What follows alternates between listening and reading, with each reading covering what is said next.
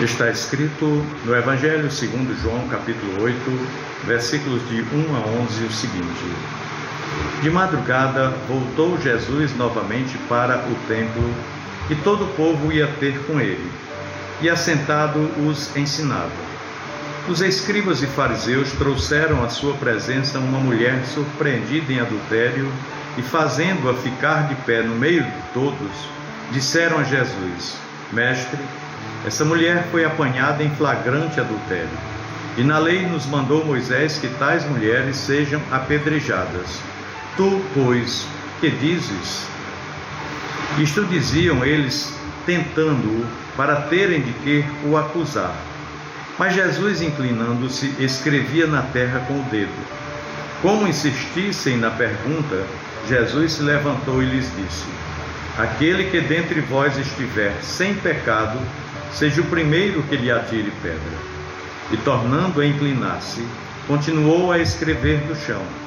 Mas, ouvindo eles esta resposta e acusados pela própria consciência, foram se retirando um por um, a começar pelos mais velhos até aos últimos, ficando só Jesus e a multidão no meio onde estava.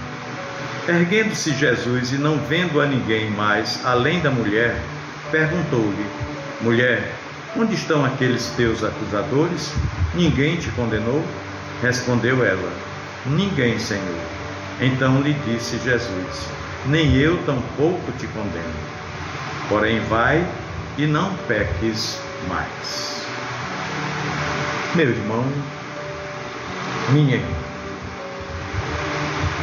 quando trouxeram a mulher pega em flagrante adultério até Jesus, aqueles homens, líderes religiosos de Israel, na época de Jesus, queriam que ele a julgasse e a condenasse, para que eles pudessem julgar Jesus e condená-lo. Mas o Senhor, conhecendo o coração e pensamentos dos que o rodeavam, manteve-se tranquilo e, devido à insistência, proferiu seu veredicto. Mas não foi aquilo que os fariseus e escribas esperavam. Jesus diz no versículo 7, na parte B: Aquele que dentre vós estiver sem pecado, seja o primeiro que lhe atire pedras. Seja o primeiro a apedrejar. A lei mosaica, ou seja, a lei redigida por Moisés, determinava que o ato cometido por aquela mulher, o ato de adultério, fosse punido com apedrejamento. Porém, isso não salvaria a alma dela, não curaria o seu coração ferido e infestado pelo pecado, apenas a condenava fisicamente. Todos aqueles homens, ao serem colocados diante de um espelho, viram-se sujos, indignos, tanto quanto aquela mulher. Talvez pela primeira vez tenham percebido o quanto são indignos, o quanto são pecadores também. E um a um largaram suas pedras, não tendo coragem de ser o primeiro a se confessar como perfeito, e levaram consigo um coração desconcertado e consciente de sua impureza, porém ainda duro demais para aceitar a mensagem maravilhosa de salvação, de graça, por parte daquele que estava ali, Jesus. E a mulher adúltera pega em flagrante em um pecado contra Deus e contra seu marido e contra o seu próprio corpo, humilhada por ter sido carregada pelas ruas da cidade por aqueles homens raivosos, prontos para feri-la ou matá-la, mas também resignada diante da situação. Afinal de contas, ela era também conhecedora da lei mosaica e já sabia qual seria a punição antes mesmo de cometer aquele pecado. A surpresa dela foi que aqueles homens, protetores da moral e da ética, a levaram para ser julgada por outro. Provavelmente em seu coração já havia consciência de arrependimento, no coração da mulher. Sua confissão era pública e sem necessidade de palavras próprias. Era o solo perfeito para a boa semente do Evangelho ser. germinado. E diante daquele homem manso e suave, estava aquela mulher humilhada, destruída, sem coragem suficiente para levantar os olhos para o seu juiz. Ouvindo as suas palavras, talvez ela tenha pensado que a arrogância de seus acusadores era tanto que logo iria começar a sentir as pedras em seu corpo. Porém, apenas ouviu passos silenciosos da consciência humana se distanciando dela paulatinamente. Eram os seus acusadores, acusados pela sua consciência, que se afastaram.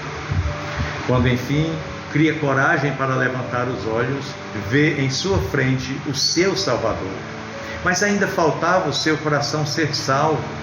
Aquilo não poderia ser uma licença para continuar pecando.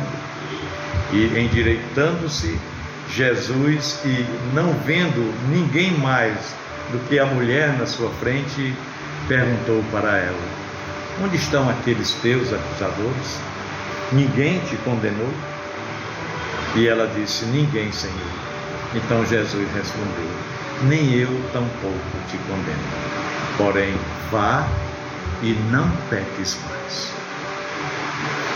Naquele momento, ela percebeu que o único que podia condená-la estava em sua frente e que não o fez. Ele era o único que não tinha pecado e por isso tinha todas as credenciais para apedrejá-la. Mas ele não fez. Ele a perdoou e a deu um mandamento a seguir: não pecar mais. E também mostrou-a que o que fez no passado foi apagado e que a partir daquele momento ela tinha uma nova vida. A oportunidade de viver uma vida nova, de viver em novidade de vida. Talvez naquele momento, movida pelo amor, ela tenha tentado reconciliar-se com o marido. Eu tenho certeza que depois daquele dia ela não teve mais aquela vida destroçada pelo pecado, que ela foi impactada pelo encontro com o Senhor. Eu penso que nós somos muito parecidos com aquela mulher e também com seus acusadores. Nós somos parecidos com seus acusadores porque nós temos a mania infundada de nos acharmos irrepreensíveis, de nos acharmos capazes de sermos promotores dos outros, sejam eles quem for, né? E a gente tem a ilusão da autoperfeição até nos depararmos com Cristo e o espelho que Ele coloca diante de nós.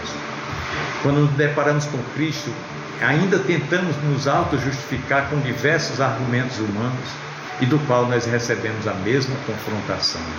Olhe para si mesmo, olhe para o espelho diante de si, e se em ti não há erro, você tem autoridade de acusar o outro. E saímos desconcertados, pois nós não conseguimos esconder o nosso erro daquele que conhece cada milímetro do nosso coração. Com aquela mulher nós aprendemos muitas coisas, pois muitas vezes nós conhecemos a vontade de Deus, conhecemos a sua palavra e teimamos, insistimos em transgredi-la, até que somos descobertos e humilhados por aqueles que querem apenas testar o nosso Senhor. Nós recebemos de Deus o perdão e o nosso coração chora de vergonha, de alegria e de amor, com a promessa de que nenhuma condenação há para aqueles que estão em Cristo Jesus, e com a confissão de que com Cristo não viveremos mais uma vida pautada pelo pecado. Que a palavra de Jesus para aqueles homens sirva para nós e para aquela mulher sirva para nós também. Pensemos nisso.